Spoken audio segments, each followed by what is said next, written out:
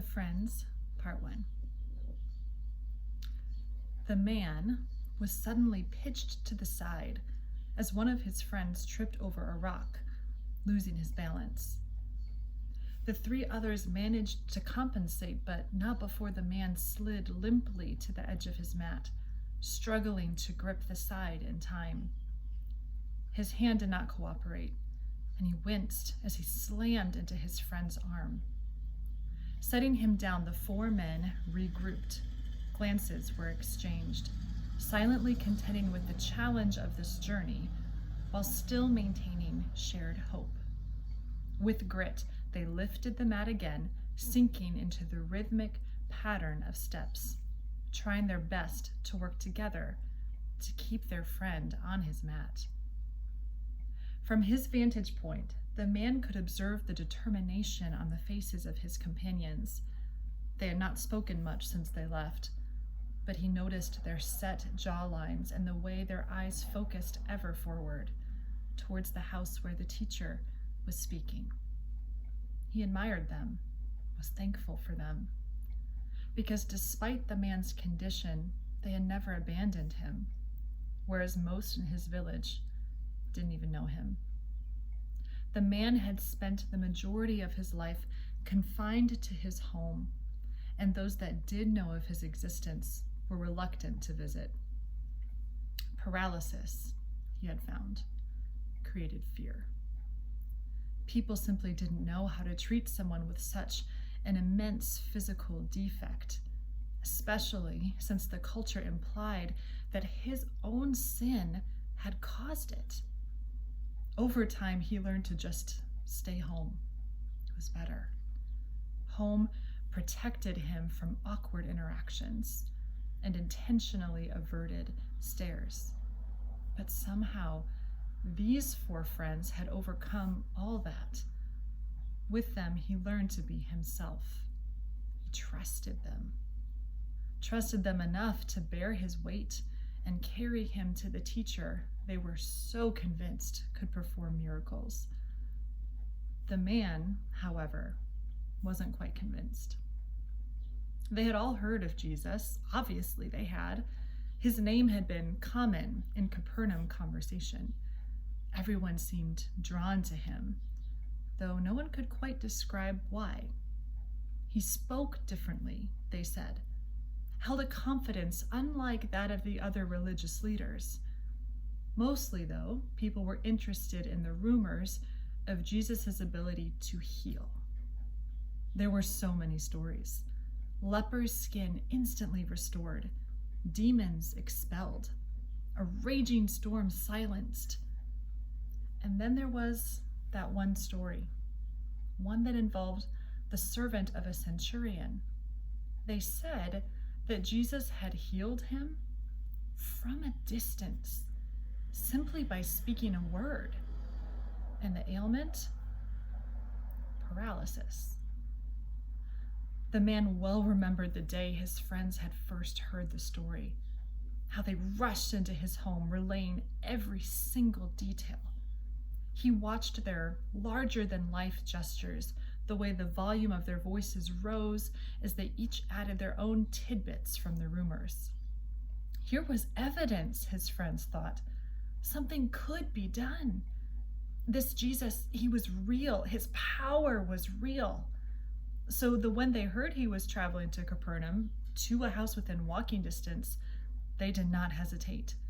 In fact, they barely gave the man a chance to respond at all. They were going. It's not that the man didn't want to believe that healing was possible. He absolutely wanted that. After all, the man couldn't even remember what movement felt like. His face could make expressions. He could occasionally control some gestures in his arms and hands, but his legs were numb and useless, relegating him to a mat all day, every day, forcing his perspective of the world to always be from the ground looking up. He could not even drag himself across the room to get a drink of water on his own. Sure, he had tried things, sought help from various healers, but His paralysis was so complete that a cure just never seemed possible. Hope had left him years ago, not in a devastating way, but in a realistic way. His condition was irreversible. That was a fact. And yet, suddenly his friends, the ones he trusted most, seemed to think otherwise. What an inner conflict. They burst in, brimming with sincere hope and excitement and faith, while he remained skeptical. He wasn't sure whether to trust his own experience with failed cures or to lean on the trust these friends had earned. Without a good enough argument to stay, he simply consented with a subtle shrug. So far, the journey had been uncomfortable and had done nothing to increase his faith. The man didn't weigh much, but he was not easy to carry. After some rough falls, his friends quickly found that walking in sync was essential to keeping the mat level. Right, left, right, left, right, left. They literally spoke this out loud for the first few minutes, establishing a rhythm. Every now and then they had to switch sides to even out the weight in their arms, and the man could do nothing to help. He fought from sinking into embarrassment, tried to remind himself that this was an act of loyalty. His friends wanted to do this for him, right? Still, he hated the dependency that marked his life. It was so obvious in this moment. Eventually, as they drew near to the specified house, the man noticed some worried looks being exchanged between his friends. He could not quite lift his head enough to see, but soon the cause came into view. Surrounding the home, literally surrounding the entire home, was a huge crowd, shoulder to shoulder, pressing in to hear, to see. Immediately, the man's heart tightened and beat faster. Those feelings of social awkwardness threatened to surface. He no longer felt safe. He felt exposed. As they approached, he tried to get his friends' attention to tell them, "Oh, well, we tried, right?" But they couldn't hear him over the crowd. One friend tapped the shoulder of a woman blocking their way. "Excuse me." Barely looking in their direction, the woman moved a bit, but there were just too many people, and it was not enough. They squeezed in, made it a few feet, but the jostling crowd was no match for the man's mat. The friends could no longer keep him level, could no longer keep their footsteps in sync, and with each falter, the man grew more and more anxious, and he could tell that his friends were becoming more and more frustrated. Backing up, they tried the other side, but the crowd was even thicker there. Pausing, they set him down and split up in opposite directions, discerning their options. The man sighed. The situation was looking hopeless, and he didn't really have much hope in the first place. All this crowd proved was that Jesus was popular, and popularity made the man uneasy.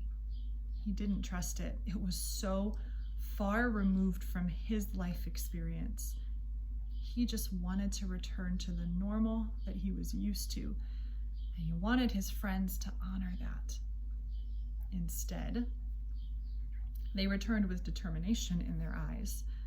A new plan was hatched, one that involved making their way through a thinner part of the crowd, taking him up the stairs to the roof, removing the roof tiles, and lowering him down into the house. The man looked at each of his friends, his eyes blinking. This was crazy and not worth it. He trusted his friends enough to be here, but this? He would no longer be a part of this. He opened his mouth to speak, but one of his friends cut him off. "No. I know what you're going to say. You don't believe that this will work. You don't want to be seen by these people. I get that."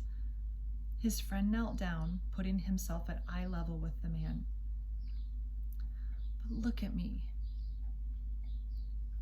The man didn't realize he had been avoiding eye contact. Despite his annoyance, he shifted his head and tilted it towards him. We believe, friend. We believe that Jesus can restore your body, make it right. We want that for you. And we are willing to help you get to him. Will you let us? The man considered and spoke honestly. I believe you. I trust you. But I don't know Jesus, so it's hard for me to trust him. The story you heard may have just been a story. I don't have the same faith. Another friend said, you may not be convinced yet, but we are. Let our hope be enough. We will believe for you, for now. Looking at each of his friends, he could see the truth of those words. They did believe, and their faith admittedly did something to him. Choosing to trust, he nodded. Together, the men went to the four corners of the mat, and as one, lifted him into the air and made their way to the stairs that led up to the roof.